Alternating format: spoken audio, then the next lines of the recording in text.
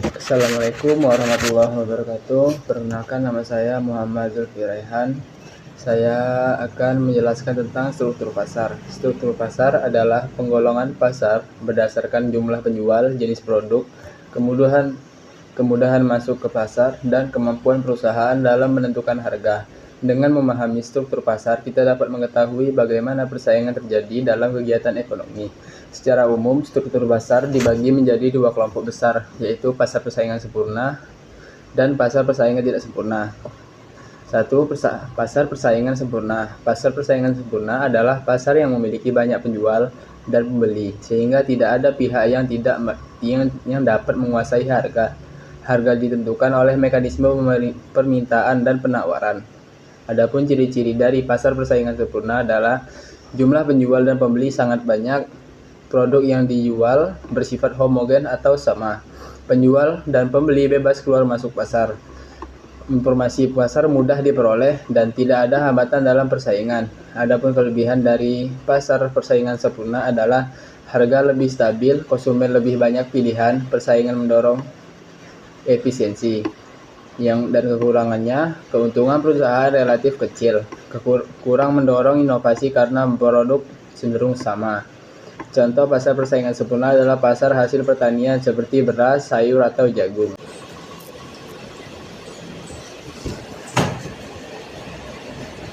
Yang kedua ada pasar persaingan tidak sempurna. Pasar persaingan tidak sempurna adalah pasar yang penjual atau pembelinya memiliki kekuatan untuk memengaruhi harga. Jenis pasar ini terdiri dari beberapa bentuk. Yang pertama ada pasar monopoli. Pasar monopoli adalah pasar yang hanya memiliki satu penjual yang menguasai seluruh pasar. Ciri-cirinya hanya ada satu produsen, tidak memiliki barang pengganti, sulit bagi perusahaan lain masuk ke pasar, produsen dapat menentukan harga. Kelebihan dari pasar monopoli, produksi dapat dilakukan secara besar-besaran.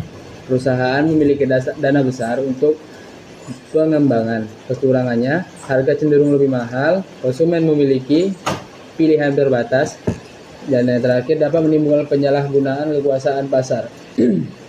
Contohnya adalah perusahaan listrik atau kereta api di beberapa negara, seperti di Indonesia ada KAI dan PLN.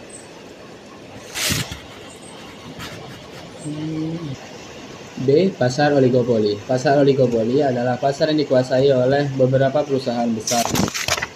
Ciri-cirinya, jumlah penjualan sedikit, produk bisa homogen maupun berbeda, persaingan sangat ketat, keputusan atau perusahaan memengaruhi perusahaan lain. Kelebihan, perusahaan lebih mudah melakukan inovasi, produksi dapat dilakukan dalam jumlah besar, dan kekurangannya bisa terjadi kerjasama untuk mengatur harga. Persaingan dapat merugikan perusahaan kecil, contohnya adalah industri mobil, semen, atau operator telekomunikasi.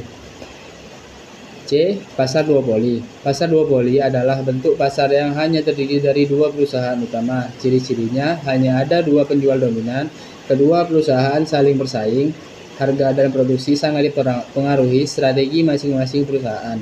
Contohnya dapat ditemukan pada industri tertentu yang hanya memiliki dua perusahaan besar. D. Pasar persaingan monopolistik. Pasar persaingan monopolistik adalah pasar dengan banyak penjual, tapi produk yang dijual memiliki perbedaan. Ciri-cirinya banyak penjual dan pembeli, produk berbeda dalam beberapa merek, kualitas, atau kemasan. Perusahaan memiliki sedikit kemampuan menentukan harga. Kelebihan, konsumen memiliki banyak pilihan.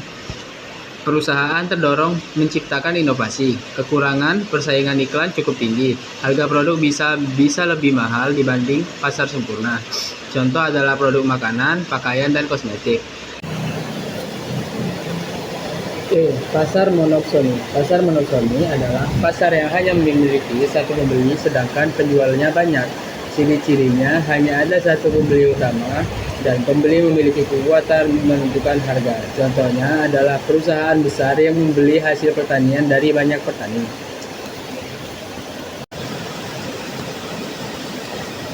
F. Pasar oligopsoni. Pasar oligopsoni adalah pasar yang memiliki beberapa pembeli dan banyak penjual. Ciri-cirinya pembeli hanya beberapa perusahaan, penjual lebih banyak dibanding pembeli. pembeli memiliki pengaruh terhadap harga. Contohnya adalah industri pengelolaan hasil perkebunan atau tembakau. Jadi, struktur pasar menunjukkan bagaimana hubungan antara penjual dan pembeli dalam kegiatan ekonomi. Setiap jenis pasar memiliki ciri, kelebihan, dan kekurangan masing-masing. Dengan memahami struktur pasar, kita dapat mengetahui bagaimana perusahaan bersaing dan bagaimana harga barang terbentuk di masyarakat. Sekian penjelasan mengenai struktur pasar. Semoga materi ini bermanfaat dan mudah dipahami. Terima kasih. Wassalamualaikum warahmatullahi wabarakatuh.